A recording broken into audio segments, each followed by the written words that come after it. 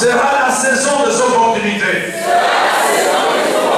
Je déclare aucun homme, aucun diable, aucun sorcier ne peut détruire les opportunités que le Seigneur m'a données. Baisse la tête maintenant, commence à prier pour ton cœur. Lisons la parole de Dieu ensemble dans le livre d'Ecclésiaste au chapitre 9.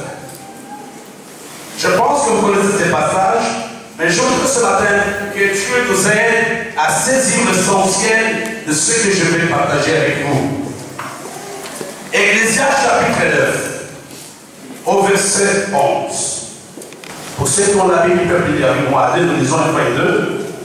J'ai encore vu sous le soleil que la course ne point aux âgés, ni la guerre aux vaillants, ni le pain aux sages, ni la richesse aux intelligents, ni la faveur aux savants, car tout dépend pour eux du temps et des circonstances.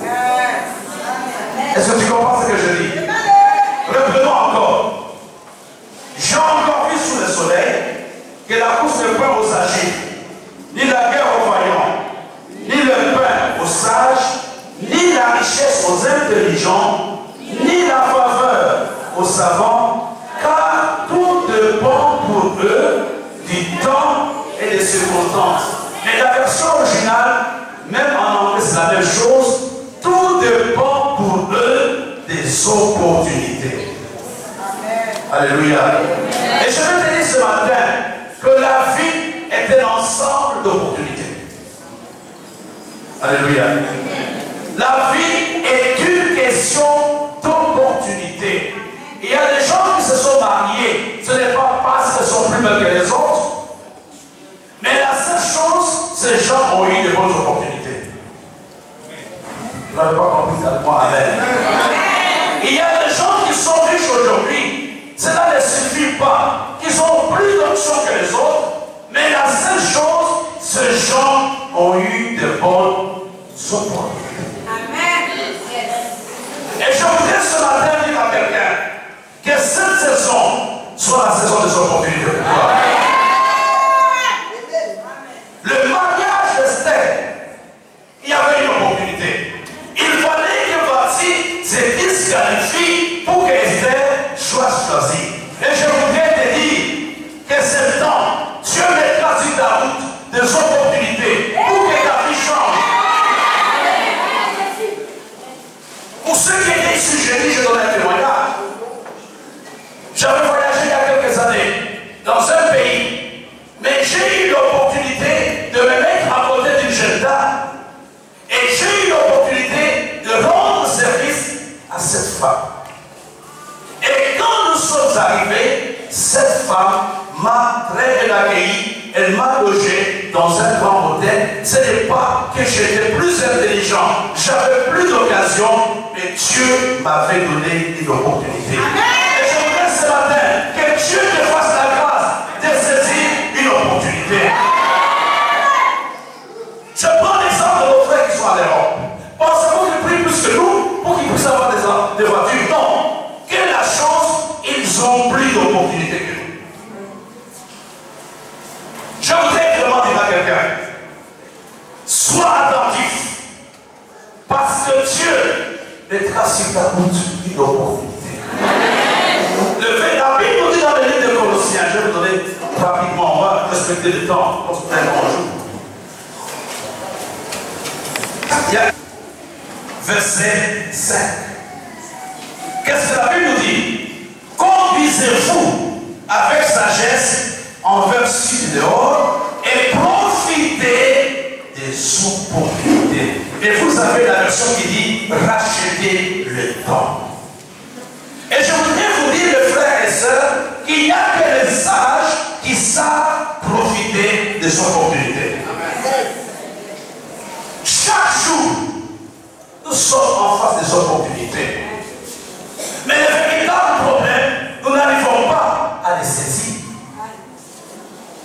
Et je voudrais ce matin que tu sois attentif. Parce qu'il y a une opportunité que Dieu va te donner. Il y a quelques années, on avait organisé une conférence là-bas, il y a eu beaucoup de gens qui sont arrivés. J'ai vu un monsieur, un blanc, qui est arrivé aussi à cette conférence. Il m'a dit, Bishop Maurice, je voudrais pas manger au restaurant, mais je vais manger le repas africain. Je n'ai pas hésité à cet instant. Je lui ai dit, il n'y a aucun problème, tu mangeras avec moi tous les jours à la maison. Et il est resté avec nous pendant une semaine. Il n'a pas donné aucun fait. Et les jours qui partaient, il me dit, as-tu envie d'aller à Addis Abeba? Moi je lui ai dit, mais faire quoi à Addis Abeba? Il a dit, il y a l'ouverture de la salle de l'unité africaine. On a invité des leaders pour aller prier. Et tu as envie d'y aller? Je lui ai dit, je ne suis pas au courant. Et puis de deux, je n'ai pas d'argent pour y aller. Il a dit, je ne t'ai pas posé la question de savoir si tu as l'argent. As-tu envie de partir? Je lui ai dit, oui, j'ai envie de partir. Il a dit, je suis dans le comité d'organisation, je t'envoie le billet demain. Et le lendemain, j'ai pu voyager pour Addis Abeba. Qu'est-ce qui s'était passé? Avais-je prié plus que les autres? Non. J'ai seulement saisi une opportunité.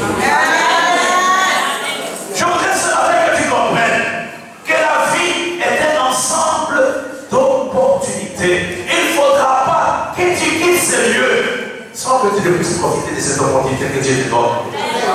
Et j'ai toujours dit ceci, une opportunité ne vient jamais deux fois. Une opportunité vient une seule fois et demain, ça sera une autre opportunité. C'est une opportunité que Dieu te donne aujourd'hui. Chaque chose que je fais, chaque événement, chaque rencontre même avec quelqu'un est une opportunité pour moi. J'ai un ami, il est bishop au Nigeria. Il avait dans son église un orphelin qui jouait au keyboard, qui jouait au synthétiseur, comme les jeunes filles qui sont en train de jouer. Et les gens n'ont pas à ces garçons. Il faut que tu quittes cette église. Regarde, le pasteur ne te donne pas l'argent. Regarde, le pasteur ne s'occupe pas de toi. Il a dit, je ne quitterai pas ces lieux. Et ces garçons dormaient à la maison, dormaient dans les temples. Et par la grâce de Dieu, ils ont reçu un serviteur de Dieu chinois qui est venu prêcher dans cette église. Et ce jeune homme a commencé à jouer au synthétiseur au keyboard. Il jouait, il pleurait, et la salle pleurait avec lui. L'onction était très grande. Et les visiteurs se rapprochaient de l'évêque. Il lui dit, qu'est-ce que ces garçons font dans la vie? Il dit, il ne fait rien. Il a dit, Dieu me met à cœur de l'amener en Chine maintenant. Alors le pasteur a dit, il n'y a pas de problème, il peut aller avec toi. Il dit, non seulement je veux l'amener en Chine, mais je voudrais aussi l'adopter comme mon fils, parce que je n'ai pas de fils. Au moment où je vous parle, ce jeune homme arrive dans l'église à Pékin. Ce jeune homme est devenu chinois. Je dis à quelqu'un, il y aura une opportunité pour toi. Il y aura une opportunité pour toi. Le véritable problème, nous n'arrivons pas à saisir les opportunités. Je vais te dire une chose. Même une épreuve est une opportunité sans force. Même une épreuve, même une difficulté, même un manque est une opportunité qui n'a pas de forme. Mais je dis à quelqu'un, en toute chose, la Bible nous dit, toute chose concourt au bien de ceux qui aiment Dieu. Ça sera pour vous la saison des opportunités. Je peux passer mon temps à vous donner des témoignages. Mais ce que je voudrais te dire, l'opportunité est pour les gens qui ont le discernement. Il y a de bonnes opportunités. Il y en a aussi de mauvaises. Mais je sais que toi, tu vas t'éloigner de mauvaises opportunités. Et sur ta route, il n'y aura que de bonnes opportunités. L'année passée, j'ai fait une conférence dans un pays, je ne sais pas si c'est le pays. Et à la fin de la conférence, nous rentrions. Un jeune bishop m'a parlé. Il m'a dit, ah, Bishop Maurice, j'ai déjà vu tout le pays, tout le continent. Et je suis en train de prier. Je viens de faire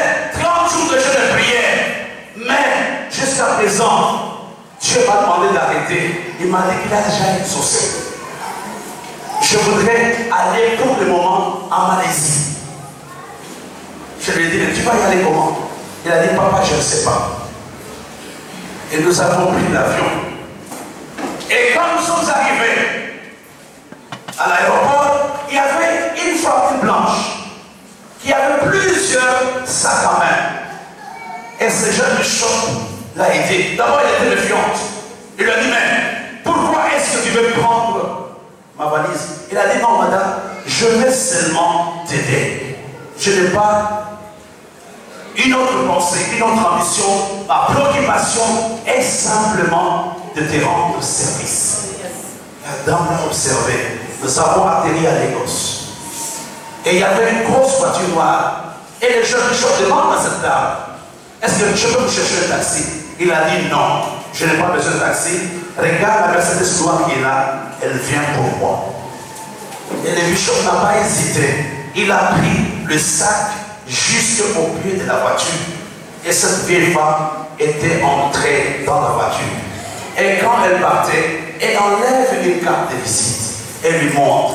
Il a dit, je viens d'une conférence. Je suis la vice-présidente de l'association des serviteurs de Dieu de Malaisie. J'étais venu ici en mission. Et si tu as envie de venir en Malaisie, je peux t'inviter. Et le pasteur a dit, Dieu m'a exaucé. Et une semaine après, il a été en Malaisie. Je vais dire à quelqu'un, tu ne peux pas savoir qui est le porteur de ton opportunité. Tu ne peux pas savoir. Rebecca, le bien-aimé, a eu l'opportunité d'arriver au bon moment quand Eliezer était arrivé.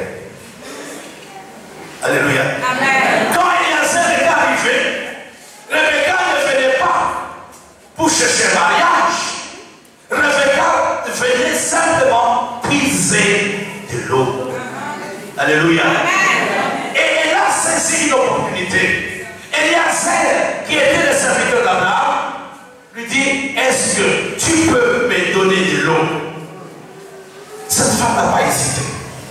Elle pouvait dire non, je ne te connais pas, tu es tout sale, je ne sais pas d'où tu viens, il y a beaucoup d'aventuriers, mais cette femme n'a pas hésité. Et grâce au service qu'elle a rendu au serviteur de Eliezer, le même jour, la richesse est entrée dans la vie de Rebecca. Le même jour, le mariage est entré dans la vie de Rebecca.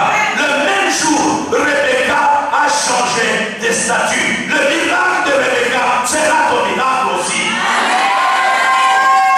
Il faut savoir saisir les opportunités. Chaque jour, Dieu met sur notre route des opportunités. Mais le véritable problème, nous n'arrivons pas à les saisir. On raconte l'histoire d'un président français qui quittait Amiens pour aller à Paris. Et il était dans un train ordinaire. Il voulait voir comment le Français s'est comporté. Et il était dans une cabine, dans une voiture, avec un grand d'affaires.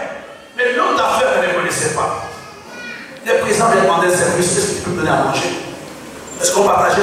Est-ce qu'il faut partager ton pain? Il a dit, hey, c'est chacun pour ça. D'ailleurs, moi je prépare le discours, parce que demain je dois rencontrer le président. Et toutes les fois que le président s'approchait de cet homme le rejetait.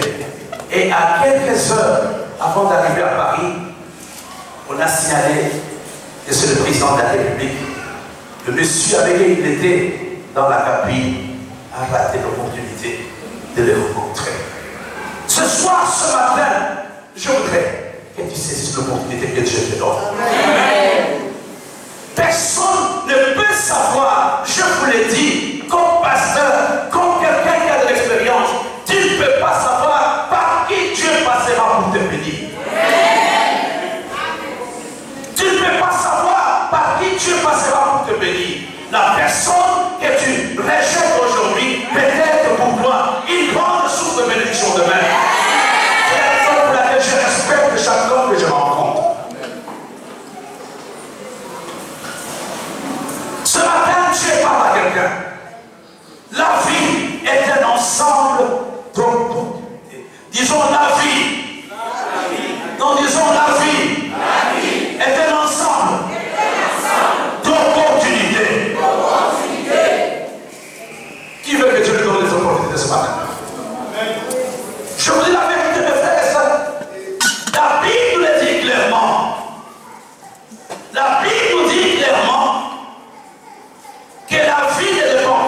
de notre intelligence. La vie ne dépend pas de notre sagesse, mais la vie dépend des opportunités.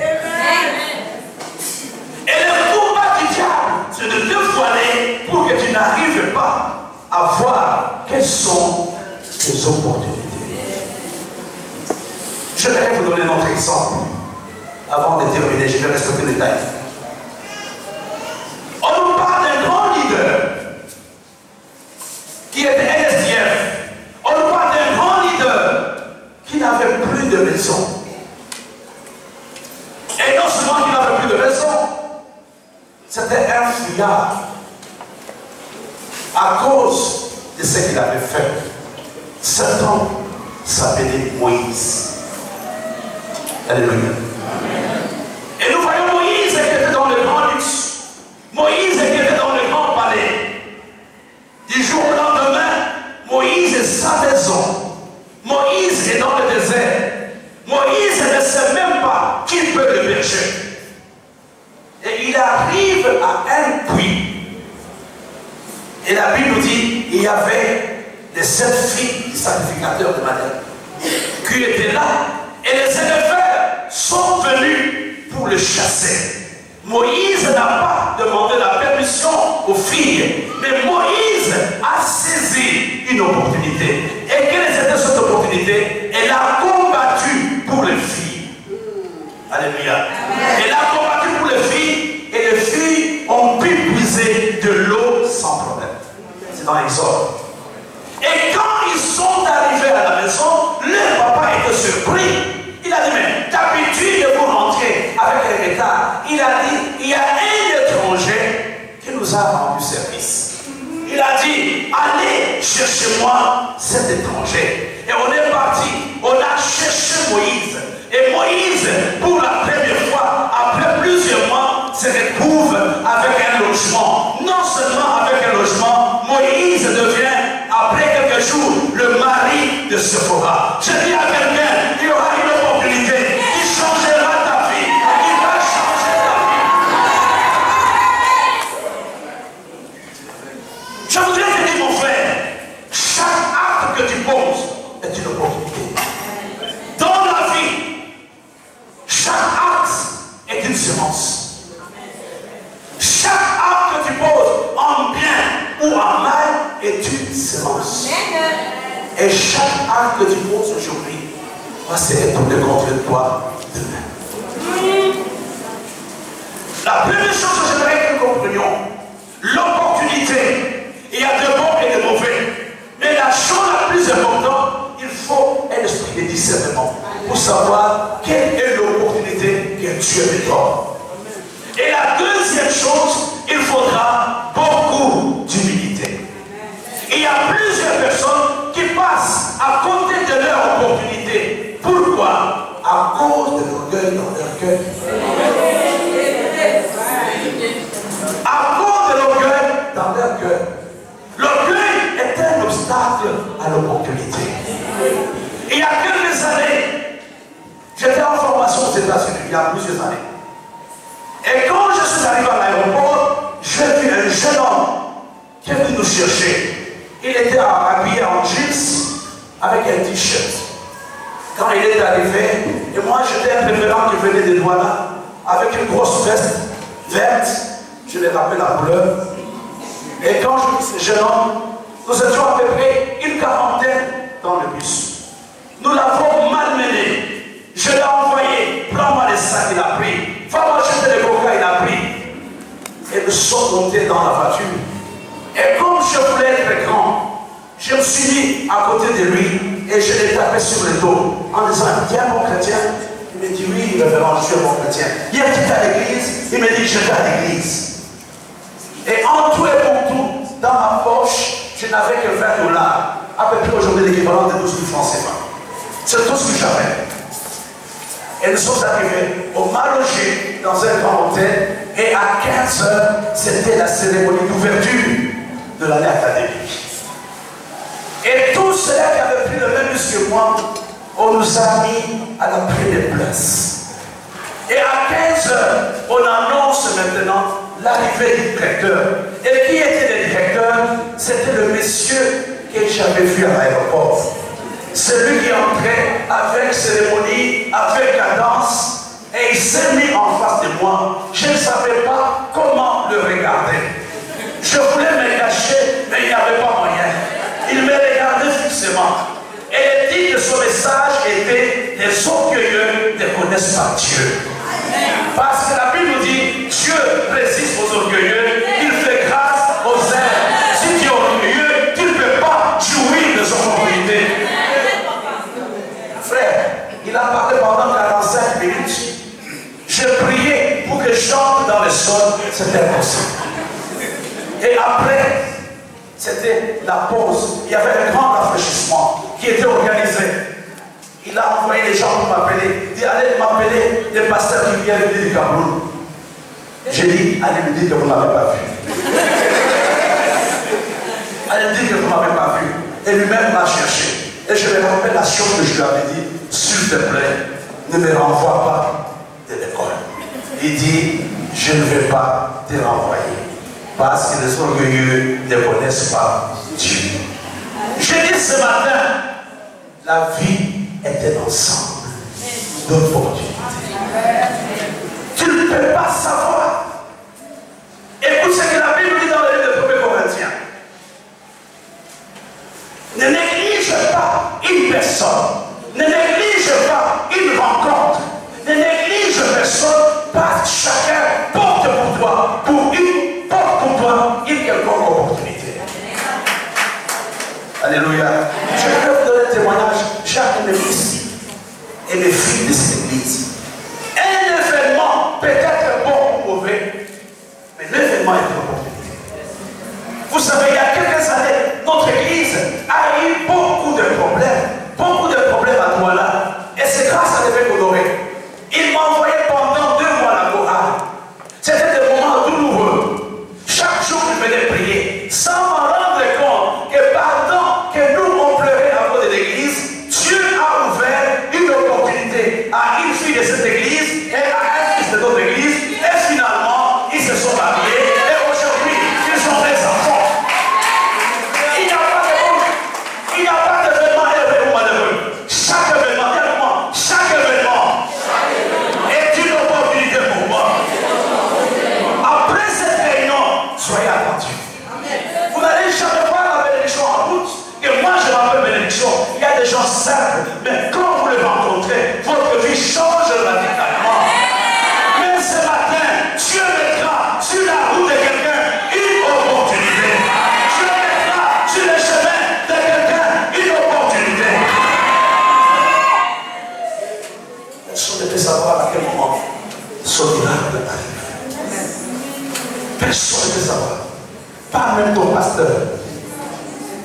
Quand Dieu visitait Marie à Nazareth, les sacrificateurs à Jérusalem n'étaient pas au courant. Ils n'étaient pas au courant. Ce matin, je voudrais me permettre de te dire, c'est la saison de tes opportunités. La vie est un ensemble d'opportunités. Il faut savoir les saisir.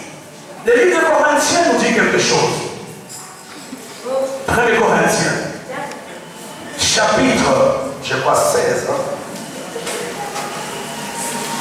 Voilà, 1 Corinthiens, chapitre 16, et verset 9. 1 Corinthiens, je vous lis d'abord dans la version Louis II, et je vous donnerai les textes dans le texte original. Car une porte grande et d'un accès efficace m'est ouverte, mais les adversaires sont. Et je voulais te dire, mon frère et ma soeur, que la version classique dit ceci: de grandes opportunités me sont offertes, mais les adversaires sont nombreux. Chaque jour, Dieu ouvre une porte d'opportunité pour quelqu'un. Mais ne pense pas que le diable croise le bras.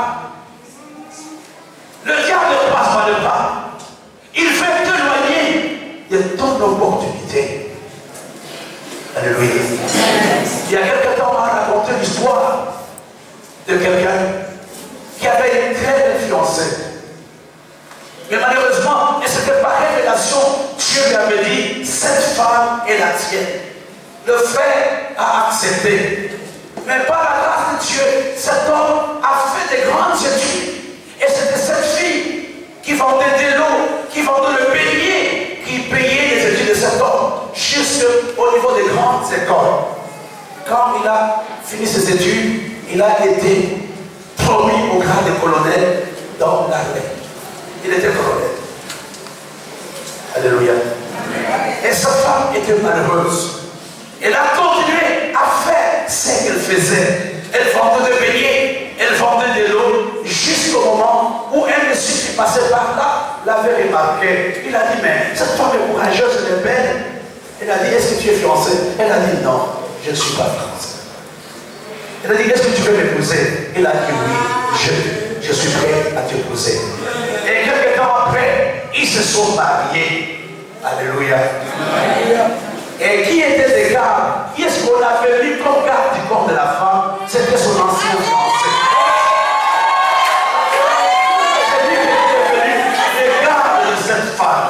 Je dis à quelqu'un, Dieu va confondre tes ennemis.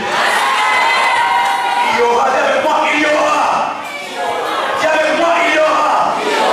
Dans ma vie, des nouvelles portes. Des portes de bénédiction. Des portes de finances. Je déclare qu'aucun adversaire ne peut arrêter ce que Dieu a commencé. La vie est un ensemble d'opportunités. La vie est un ensemble d'opportunités. Je voudrais qu'après cette conférence, après cette consécration sacerdotale, que quelqu'un témoigne, que quelqu'un dise, j'ai eu des opportunités. Je vais terminer rapidement. Vous savez, il ne faut jamais désespérer. Parce que chaque jour, il y a un miracle qui se prépare. Il y avait 3 ans, 4 ans, je suis un témoignage quand j'étais au Ghana. C'était un témoignage qui concernait la secrétaire des pasteurs. Mais bien aimé, pour tous ceux-là qui servent Dieu, ne désespérez pas. Notre Dieu est un Dieu qui s'est récompensé. La Bible nous dit que si quelqu'un me sert, mon Père l'honorera. Et cette fille était dans l'église. Elle servait Dieu. Elle chantait. Et celle qui préparait le mariage de tout le monde. Les jeunes filles arrivaient et partaient, mais elles restaient toujours dans l'église. Alléluia. Les jeunes filles arrivaient et partaient, mais elles étaient toujours à l'église. À un moment, personne ne croyait encore qu'elle allait se marier. Mais Dieu a fait un miracle. Dieu lui a donné une autre opportunité. Un pasteur sud-africain est un veuf. Il avait perdu sa femme depuis 3 ans et il voulait se remarier. Il a dit, je ne veux pas me remarier ici à l'Afrique du Sud. Les gens vont m'aimer à cause de l'argent, à cause de tout ce que j'ai. Mais je voudrais aller dans un endroit où personne ne me connaît. Alléluia. Je vais aller dans un endroit où personne ne me connaît. Personne ne connaît la taille de notre assemblée. Et il est arrivé à incognito dans un hôtel. Et il s'est logé. Et le dimanche matin comme aujourd'hui, il y avait culte. Et le culte passait à la télévision. Et là, il a regardé. Il a vu la chorale comme celle-là. Les filles chantaient. Les filles chantaient. Et Dieu lui a parlé d'une d'elles. Alors il est arrivé à la chorale. Il est arrivé à l'église. Il s'est mis dans la salle comme tout le monde. Il s'est mis dans la salle comme tout le monde. À la fin du culte, il s'est approché de la femme du pasteur. Et le pasteur, le mec était au bureau. Et là, ça fait bonjour madame. Bonjour. Il a dit, je suis venu dans votre église pour me marier. Directement, vous savez, avec les blancs, directement. Je suis venu pour me marier. Et la femme du pasteur réagit. Elle a dit, mais, et c'est dans notre église, on ne se marie pas comme ça. Et il y a une procédure. Est-ce que tu connais la femme? Il a dit, je connais ma femme. J'ai la connais. Alléluia. La femme du pasteur ne comprend pas. Il regarde cet homme. Il a dit, mais écoute. Il a dit, non, je connais ma femme. Alléluia. Je vais aller rapidement pour terminer. Je vais vous envoyer quelques minutes. Alors, qu'est-ce qui s'est passé? La femme dit, écoute, tu vas désigner la femme qui t'appartient. Avant ça, la femme du pasteur envoie le diable pour appeler la fille. On a regardé la plus nette, celle qui parlait très bien anglais. On l'a appelée. On peut jouer sur notre celle-là.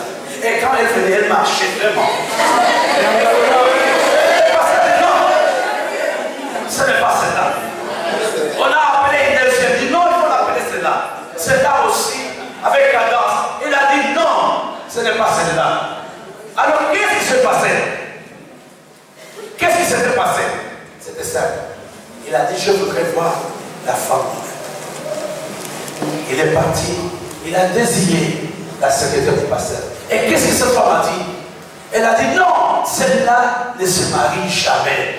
Ça, c'était la femme du pasteur. Celle-là ne se marie pas. Il a dit, elle ne s'est pas mariée parce que Dieu l'avait préparée pour moi. Je sais qu'aujourd'hui, c'est le jour du mariage.